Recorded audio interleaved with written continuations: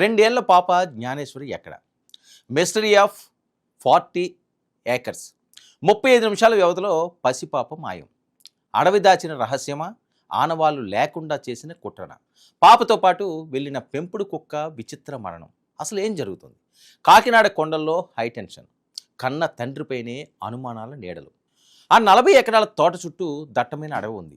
అక్కడ ఒక ఇల్లు. ఆ ఇంట్లో ఒక ముద్దులొలికే పసిపాప. కంటికి రెప్పలా చూసుకునే తల్లిదండ్రులు. అంతా ప్రశాంతంగా సాగిపోతున్న వేళ జూన్ 6వ తేదీ మధ్యాహ్నం ఆ కాలచక్రం ఒక్కసారిగా ఆగిపోయింది. కేవలం 35 నిమిషాలు. అవును, మీరు విన్నది నిజం. కేవలం అంటే 35 నిమిషాల వ్యవధిలోనే ఆ రెండేళ్ల చిన్నారి గాల్లో కలిసిపోయిందా, లేక ఎవరైనా మాయం చేశారా? 9 రోజులు గడుస్తున్నా, వందలాది మంది పోలీసులు అడవిని జల్లెడ పడుతున్నా క్లూ మాత్రం శూన్యం.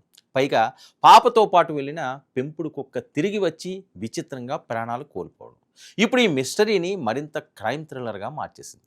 అసలు కాకినాడ జిల్లా దొండవాక పంచాయతీ పరిధిలోని ఆ కొండల్లో ఏం జరిగింది? కన్న తండ్రి వైపు ఎందుకు అనుమానపు వేళ్ళు లీలగా సూచిస్తున్నాయి? మరి ఇప్పుడు వివరంగా చూద్దాం. కాకినాడ జిల్లా తుని జాతీయ రహదారికి దాదాపు 12 కిలోమీటర్ల దూరం. నర్సీపట్నం వైపు ప్రయాణిస్తే కొండల మధ్య నిశ్శబ్దంగా కనిపిస్తుంది సిహెచ్ అగ్రహారం గ్రామం. చుట్టూ 500 ఎకరాల అటవీ ప్రాంతం. ఆ అడవి మధ్యలో 40 ఎకరాల విస్తీర్ణంలో వ్యాపించి ఉన్న పామాయిల్ తోట.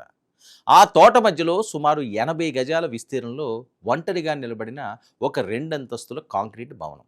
పైనుంచి చూస్తే వేలాది చెట్ల మధ్య ఆ ఒక్క ఇల్లే కనిపిస్తుంది.